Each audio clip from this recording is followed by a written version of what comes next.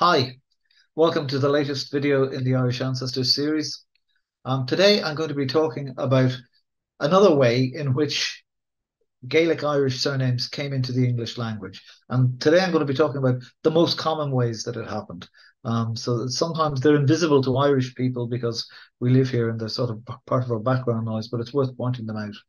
So the way to do it is to go and look at particular surnames. So let's go to the website now. Okay, here we are we'll go back to the very beginning. Here, I want to just take a very common Irish surname, Donovan. Um, you can see it's very localized. It's very in the southwest, particularly West Cork, right down there.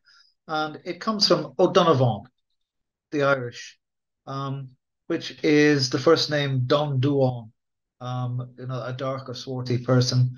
And O'Donovan means grandson of the dark, swarthy person. Um, so it's come into English as Donovan, O'Donovan, Donovan. You can see that that's a fairly straightforward phonetic transposition from one language to the other. It's actually quite familiar.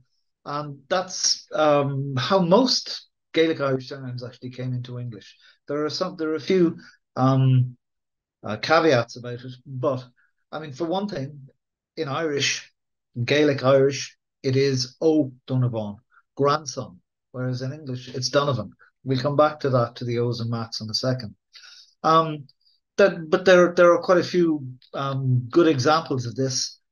Let's take, for example, Kelly, which is the second or third most common, as you can see, the second or third most common surname on the island of Ireland, pretty much everywhere except West Mayo and West Galway. Kelly comes from Machiali and O'Chiali, Cialach, so grandson of the bright-headed person. So Ciali, Kelly. You can see where that comes from. Again, the O is dropped, but it's a very straightforward transposition from one language into the other. Now, as I said, there are a few caveats about that. The transposition was not perfect in all cases. And there are some, let me take an example here and look at, say, Murphy, because we've looked at Kelly and Donovan already. Why not keep up the swarm of bees appearing on the face of Ireland here? So Murphy is the single most common surname in Ireland, as you can see. It comes in most cases from O'Murcha, which is an Irish Murchach is an Irish forename meaning sea hound. Okay, so it's in other words, sea warrior. It was a way of saying somebody who fought on the sea. And obviously, there were lots of sea warriors in Ireland at the time when names were being handed out, and it came into existence in at least 7 different places independently. So O'Murcha, grandson of the sea warrior. Murcha, Murphy, that's not an exactly a perfect match, but you can see where they're coming from. Murcha, so the ch becomes an f. Okay, there are other examples that are like that. Let's see, Walsh. Why not try Walsh again? While we're at Murphy, Kelly, and Walsh. Um, Walsh again, second or third most common surname in the country, pretty much everywhere except Northwest Ulster. Um, it comes from Brachnock, which means a Welsh person. So it's a translation, except it's a translation that moves the phonetics from Welsh to Walsh. So, interestingly, it's one of my favorite examples. It means Brachnock. The original Britons were the inhabitants of Wales. So somebody from Wales in the Irish language in Gaelic was Brachnock, a Brit. So the second or third most common surname in Ireland basically says Brit. Okay. Um, Make it complicated. That's always my complicate your racial narratives. Um, okay, let's move on. And one of the examples I like to use is this surname Mahoney. Okay, I hear North American ears pricking up and saying, "What did he say? Mahoney? Should it not be Mahoney?" Okay, the original Irish is Mahuna, O Mahuna, grandson of the bear calf, or the young bear. Um, they were they originated in this area of Clare, and moved over to Cork. Oh, Mahona, Mahoney. It's one of these ones where Mahoney is much more. This is the way the surname is pronounced in Ireland now. In North America, it's pronounced Mahoney. To my ears, Mahoney is actually closer to the original Irish than the way it's pronounced in Ireland now. So, in other words, there is an archaic pronunciation preserved in what most Irish people now would curl their lip at and say, "Oh, Yanks are mangling the surnames." No, no, no, we're the ones mangling the surnames. The Yanks are keeping it right. So, but again, pronunciation, even though it's quite a good representation in English of Omahuna, there are always funny things going on. My own ancestors, I couldn't find my grandfather's birth for years until I stumbled across him in the records as Grinham, Grinham, and the light bulb went off. He comes from a part of Ireland, or he came from a part of Ireland, um, where the things that lay eggs are called hens, and the things that you write with are called pins, and grenums are called grinums. So pronunciation, even though things come into the English language quite accurately, there is always local pronunciation. There are always peculiar things going on. Um, okay, a few words just about the O's and the Macs. When the English speaking record keepers were writing down these names being given to them by Irish speaking locals, in most cases, particularly with the O's, they treated these prefixes as nuisance extras. They were, you know, unnecessary complications. So they simply dropped them. Okay. And that can create all sorts of really peculiar and complicated problems if you're doing research. Let me take an example. Let's have a look at the surname Lafferty. Lafferty, I think, should be quite familiar as a classic Irish surname. Lafferty, here they are, all based in North Ulster, County Derry, County Donegal, some of them over there, County Antrim, down in Fermanagh. Lafferty. And where does it come from? Lafferty, it comes from O'Laverty. Lavertoch means princely or generous. Strong-handed, okay? In other words, somebody who gives lots of stuff away, which was the classic definition of a good Irish chieftain. And so Flaherty would be another surname that came from the same original, but O'Laverty. So Lafferty, it became Laverty as well. And you can see there's Lafferty. Let's have a look about Laverty.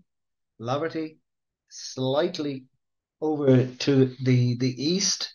Okay, you say, well, maybe all the Lavertys come from there and all the Laffertys come from there. Okay, what about this surname? MacLafferty. Okay, let's look at MacLafferty. Okay, it comes from a different original Irish stem, Mac Lavertoch. So it's the son of the generous chief as opposed to the grandson. And of course, when this was being written down, lots of them became Laffertys. So if you have a Lafferty ancestor, it might be a Lafferty, it might be a Lafferty, it might be a MacLafferty, it might be a MacLeverty, a MacLafferty, a MacLeverty. Okay, this is one of the things one of the phenomenal complications you have to keep in mind when you're researching Irish surnames. Let me take one more example of this peculiarities, some of the peculiarities. Let's have a look at McWhinney. McWhinney is Macwina, okay, it's from Swivna. So Sweeney, it's an equivalent of MacSweeney, an equivalent, but not necessarily an anglicization. Sweeney was a Scots Gaelic forename as well. So lots of McQuinneys are descended from the Scottish, and you can see they came across the narrow the straits there and settled in the northeast. But that was McQuinney. That was also anglicized. You can see the variants over here as Mahoney, Mahoney, Mahoney, Mahoney, and there are lots and lots of Mahoneys. One of the peculiarities about the treatment of the Mac in the Northeast, in particular, is that it became Ma or Maw, as well as being dropped completely. So endless complications. If you're interested, and again, my favorite complication is that these things were dropped in the historical records, and then from the end of the 19th century on, the late 19th century on, Irish people began to reclaim them. So, for example, if your surname, if you're connected to the man after whom Shea Stadium is named in New York, you come back here, you look for your cousins and your second cousins, and they're all called O'Shea. Okay, so Shea in the 19th century, okay, 2,796 were only 89 O'Sheas. If you come to Ireland now, those proportions are completely reversed. So that's one of the things, particularly for Irish people doing research on their ancestors. They need to be aware that their ancestors may have had very different names, particularly when it comes to O's and Macs. If you're interested in more information about this, one of the things I've done playing around with the information here is in the surname data deep down buried in the articles. There's lots of information on surname origin, surname densities, but Mac and O by county, for example, shows you that Mac is much more common in Ulster and in the north than it is in the south, whereas O is much more common in the south than in the north, with a fair sprinkling as well in the west, and the same surname data, Mac surnames by year. This is I plotted the number of Mac surnames in the birth records when I first got hold of the birth records, just to see how true this story was that the Irish people had resumed the surname, the Mac prefixes, and it turns out that they didn't really. There were 10.4% of Macs in 1865. In 1913, it was still only 10.5. But it was quite different with the O surnames, I beg your pardon. The O surnames, surname data, Mac O surnames by year. You can see the O surnames were very strongly resumed, so that there's a much different story for O and Mac. I think because O was more common in the South, which was much more intensely nationalist and patriotic in the Gaelic sense, whereas the North was very strongly or had a very strong flavour of unionism and of allegiance to Britain. So politics comes into everything, even surnames. Though I do my best to keep it out of the damn surnames. Anyway, thank you very much for listening to me. I hope I've complicated your lives and that you'll thank me for it in the long term. Anyway, thanks for watching.